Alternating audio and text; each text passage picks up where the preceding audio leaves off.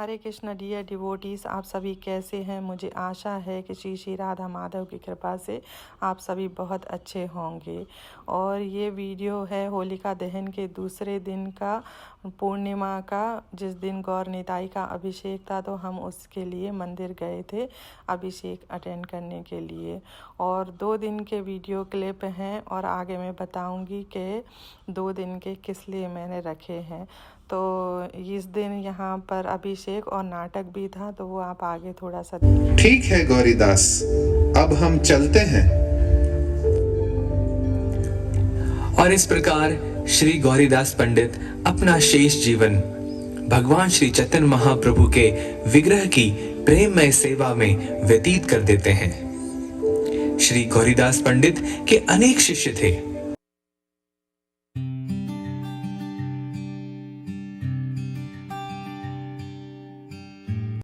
और ये दूसरे दिन सुबह सुबह का वीडियो है और बहुत ही सुंदर मौसम था, तो इसीलिए मैंने जो बिल्कुल सुबह के बाद में करीब ये 10 साढ़े 10 बजे के करीब का समय था, तो मैंने ये वीडियो एक लिया था क्योंकि दिखाने के लिए कितना अच्छा मौसम है आज देखिए।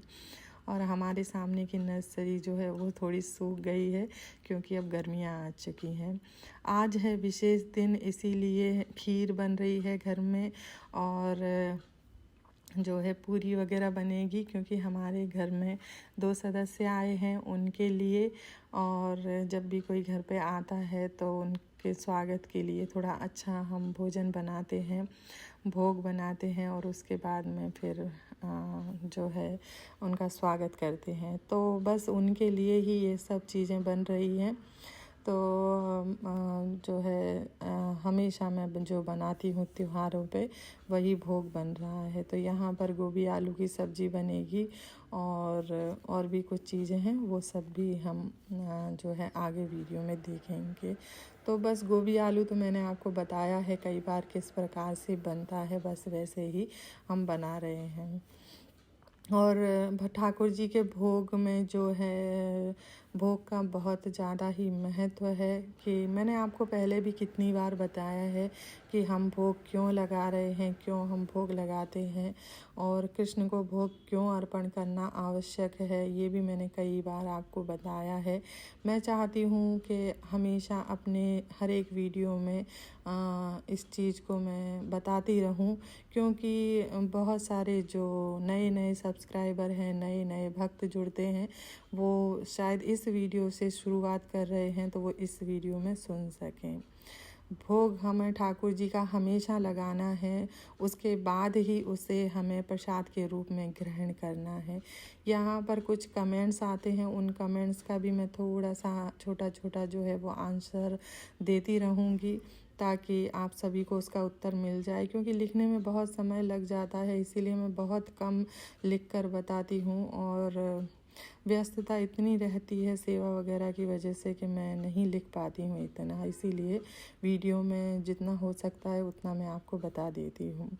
तो एक माता जी का बहुत ही अच्छा सा एक कमेंट था और बहुत इनोसेंट सा जो कमेंट था कि माता जी सभी भोग को तो हम भोग में मिला देंगे, जैसे मैंने बताया है कि आपको जब ठाकुर जी को भोग लगा दें उसके बाद में उस प्रसाद को आपको सभी में मिला देना है, जितने भी आपने भोग बनाए हैं उन सब के अंदर।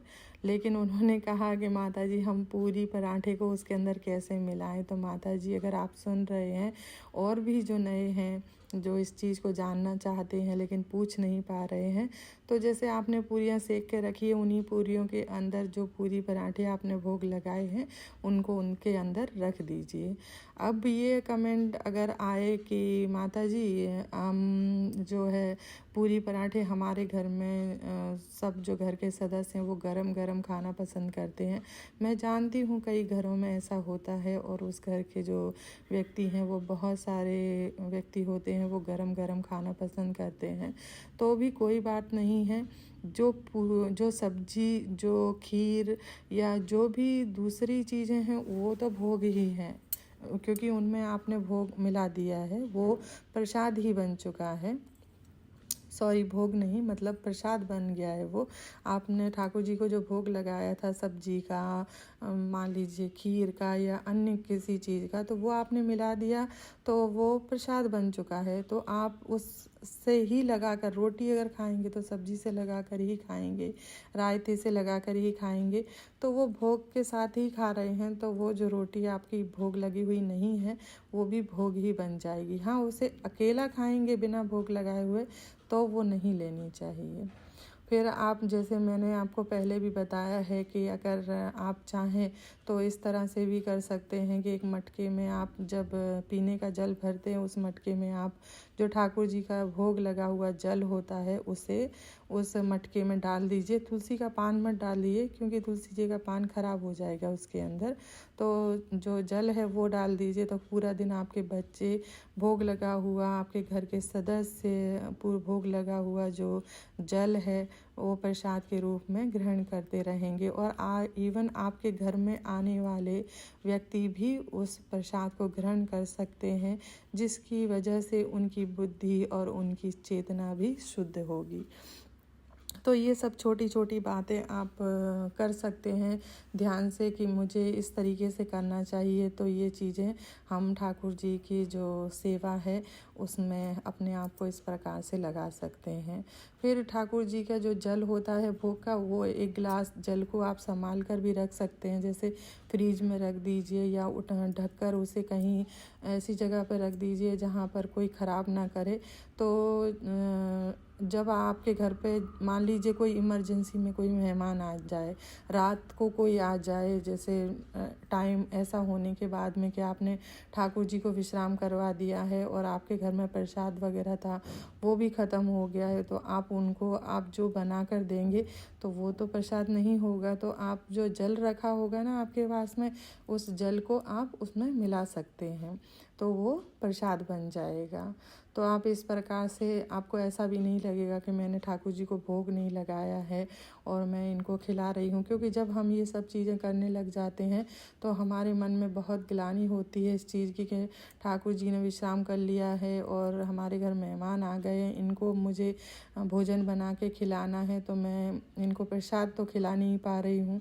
तो आप इस प्रकार से कर सकते हैं कि जो ठाकुर जी का जल होता है प्रसाद का, उस जल को उसके अंदर मिला सकते हैं। जैसे आपने सब्जी में बनाई तो उसके अंदर थोड़ा सा जल डाल दो, 1-2 बूंद, तो वो प्रसाद बन जाएगा। तो इस तरह से आप कर सकते हैं। मुझे यही सब बातें आपको बतानी थी। एक माता जी का कमेंट आ रहा था काफ़ी दिन से कि माता जी जो है गुरु के विषय में आप बताइए, मैं क्या करूं, किस तरह से मैं सेवा करूं, क्योंकि मेरे गुरु जो हैं वो इस्कॉन मंदिर से नहीं हैं। तो गुरु इस्कॉन मंदिर से नहीं, उसके बारे में मैं बताने के लिए जो है आपको एक अलग से वीडियो बनाऊंगी। उसमें मैं आपको बताऊंगी कि किस प्रकार से हमें गुरु को ग्रहण करना चाहिए और गुरु क्या होते हैं। लेकिन अभी तो इस वीडियो में मैं नहीं बता पा रही हूँ क्योंकि वीडियो फिर काफ़ी लंबा हो जाता है, इसीलिए।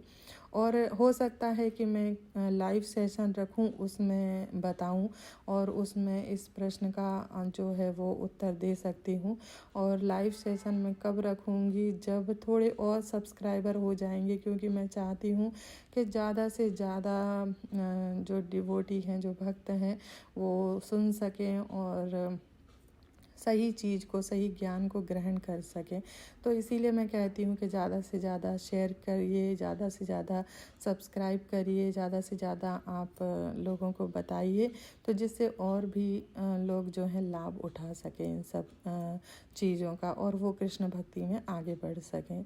तो जब थोड़े और सब्सक्राइबर हो जाएंगे तो मैं जल्दी ही लाइव सेशन रखूँगी। तो या तो यहाँ यूट्यूब पर या मेरे फेसबुक पेज पर या फिर इंस्टाग्राम पर, तो तीनों में से कहीं पर भी रखूँगी। तो मैं आपको ज़रूर इन्फॉर्म कर दूँगी, तो आप सभी उससे जुड़ सकते हैं। तो फिर आपके जो भी प्रश्न होंगे मैं उनका आंसर देने की कोशिश करूँगी। और यहाँ पर मैं एक और चीज़ आप सभी से पूछना चाहती हूँ, आप चाहें तो मुझे कमेंट बॉक्स में लिखकर बता दीजिएगा क्या आप अपनी कृष्ण भक्ति को आगे बढ़ाना चाहते हैं? अगर आप बढ़ाना चाहते हैं तो मुझे कमेंट करके बताइए, ताकि हम सोच रहे हैं कि हम एक ग्रुप बनाएं जिसमें सभी जो माता जी हैं उनको ऐड करें। और अगर प्रभु जी चाहते हैं ऐड होना तो उनके लिए एक अलग ग्रुप होगा, उसे प्रभु जी ही अटेंड करेंगे। तो उनके लिए एक मैं अलग लिंक जो है वो शेयर कर दूंगी, तो वो उस ग्रुप को ज्वाइन कर सकते हैं। तो अगर आप सभी ज्वाइन करना चाहते हैं तो उसके लिए मैं डिस्क्रिप्शन बॉक्स में एक टेलीग्राम लिंक रख दूंगी।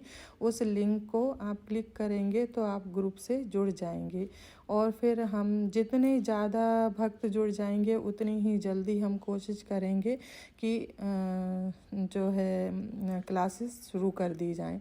उसमें आप सबको ये बताया जाएगा कि किस प्रकार से आपको कृष्ण की सेवा करनी चाहिए, क्यों कृष्ण की सेवा करनी चाहिए, और भी बहुत सारी चीज़ें गुरु के विषय में यदि आप जानना चाहते हैं और नहीं भी आप जानने के इच्छुक हैं, आपको पता नहीं है कि गुरु क्यों ग्रहण करने चाहिए, वो सभी चीज़ें आपको उसके अंदर जानने को मिलेंगी। सेवा किस प्रकार से करनी चाहिए, क्यों सेवा करनी चाहिए, सुबह कितनी बजे उठना चाहिए, कितनी बजे हमें आरती करनी चाहिए, वो सभी चीज़ें उसके अंदर आपको बताई जाएंगी। मतलब ये है कि आपको सिखाया जाएगा कि कृष्ण भक्ति में आप कैसे आ सकते हैं, कृष्ण भक्ति में आप कैसे रह सकते हैं, कृष्ण भक्ति में आप कैसे आगे बढ़ सकते हैं। तो ज़्यादा से ज़्यादा आप जो है उस लिंक को शेयर कीजिए, और जितने माता जी जुड़ सकेंगे, जितने प्रभु जी जुड़ सकेंगे, प्रभु जी के लिए वो लिंक अभी नहीं है, प्रभु जी चाहें तो कमेंट कर सकते हैं, तो मैं उनके लिए बाद में लिंक रखूँगी। क्योंकि अभी मेरे इस ग्रुप में जो ये व्लॉग है मेरा यूट्यूब का, उसमें माता जी ही ज़्यादा हैं, तो अभी मैं माता जी के लिए रख रही हूँ। लेकिन मैं जानती हूँ कि शायद थोड़े बहुत प्रभु जी भी देखते हैं, तो उनके लिए भी मैं रखूँगी, पर वो कमेंट कर दें मुझे, क्योंकि उनके लिए जो है मैं ग्रुप उनको अटेंड नहीं करवा सकती, क्योंकि मैं एक माता जी हूँ, इसीलिए उनके लिए प्रभु जी व्यवस्था करेंगे। तो फिर आपके लिए भी अवश्य ही व्यवस्था हो जाएगी, तो मुझे ज़रूर कमेंट में बता दीजिएगा। लेकिन माता जी इसके लिए मैं लिंक रख दूँगी, आप पहले उस ग्रुप को ज्वाइन कर लीजिए। मुझे दिखता है कि कितना आपका रिस्पांस मिलता है। अगर 10-12 माता जी भी होंगे तो भी हम जो है वो शुरू कर देंगे क्लासेस। तो जल्दी से जल्दी आप जुड़ जाइएगा। आज के ही वीडियो के डिस्क्रिप्शन में मैं उस लिंक को रख दूँगी। और यहाँ पर भोग हमारी जो है बातों बातों में तैयार हो चुका है। आपने देखा है कि सभी चीज़ें बनके तैयार हो चुकी हैं, और ये फूली फूली पूरियाँ भी बनके तैयार हो गई हैं यहाँ पर। तो बस अब ठाकुर जी के भोग का समय हो गया है, और मुझे आज आपको मिलवाना भी है जो हमारे घर में नए सदस्य आए हैं उनसे। और उनके आने से हमारे घर में इतनी खुशी और इतनी रौनक आ गई है कि मैं आप सभी को क्या बताऊं, उसका शब्दों में वर्णन नहीं कर सकती हूँ मैं। वो जब आपके घर आएंगे तब आप जानेंगे कि उनके आने से कितना सुख और कितनी खुशी मिल सकती है हमें। तो बस उनकी आने की खुशी में ही इतनी तैयारियां मैंने की हैं, इतना सब कुछ मैंने बनाया है, और ये भोग उनके लिए तैयार किया है। तो बस भोग तैयार हो चुका है। चलिए ठाकुर जी के भोग लगा लेते हैं थाली में। कमेंट आते हैं कि क्या माता जी आपके जो बर्तन हैं वो चांदी के बर्तन हैं, इतने सारे कमेंट आते हैं कि मैं क्या बताऊं। तो मैंने इससे पहले वाले वीडियो में भी बताया, लेकिन इसमें भी बता देती हूँ कि हाँ, ये बर्तन चांदी के ही हैं, और ये स्पेशली ठाकुर जी के भोग के लिए ही हैं। जो भी ठाकुर जी के भोग और उनकी सेवा में इस्तेमाल होने वाले बर्तन हैं वो ज़्यादातर चांदी के और पीतल के ही हैं। कुछ पीतल के भी मैं इस्तेमाल करती हूँ, ऐसा नहीं है कि चांदी के ही हैं, और चांदी के भी जो है वो होते हैं, लेकिन भोग लगाने के लिए चांदी के ही हैं। तो दूसरी सेवाओं में पीतल के बर्तन भी होते हैं। तो यहाँ पर खीर है, और दही वाले मट्ठा के आलू हमारे यहाँ बोलते हैं, लेकिन मट्ठा सबको समझ नहीं आता, इसलिए मैं दही वाले आलू बोलती हूँ। लेकिन हमारे यहाँ मध्य प्रदेश में इन्हें मट्ठा के आलू बोला जाता है। मट्ठा बोलते हैं छाछ को। और गोभी आलू की सब्जी, पूरी, जल।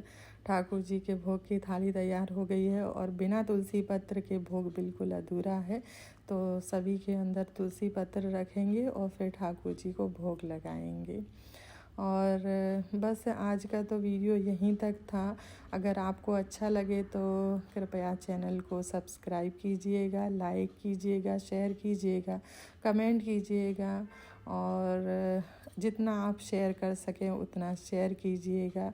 इतनी ही आपसे रिक्वेस्ट है और लिंक को ज़रूर ज्वाइन कीजिएगा ताकि हम क्लासेस शुरू कर सकें जल्द से जल्द। ये आपके ऊपर है। तो यहाँ मंदिर में आ गए हैं और ठाकुर जी को हम भोग लगा रहे हैं। और ये देखिए हमारे घर पर कौन आया है। श्री श्री गौर निताई हमारे घर आ गए हैं स्वयं और हमें अपना प्रेम प्रदान करने के लिए, हमें अपनी भक्ति प्रदान करने के लिए और श्री राधा माधव को साथ लेकर आए हैं। तो ये विग्रह जो हैं वो मंदिर से हमें दिए गए हैं गौर निताई के, और हमसे कहा गया है कि माता जी आप 16 माला करते हैं तो आप इन्हें घर लेकर जाइए और इनकी सेवा कीजिए। ये स्पेशली हमारे लिए मंदिर में जो है वृंदावन से मंगाए गए हैं कि आपको इनकी सेवा करनी है जिससे कि आप कृष्ण भक्ति में और आगे बढ़ सकें, क्योंकि गौर निताई जो हैं वो कृष्ण भक्ति में आपको बढ़ाने के लिए, आपको प्रेम देने के लिए आपके घर आ रहे हैं। तो मैं बहुत बहुत ज़्यादा खुश हूँ। धन्यवाद। हरे कृष्णा, हरि बोल।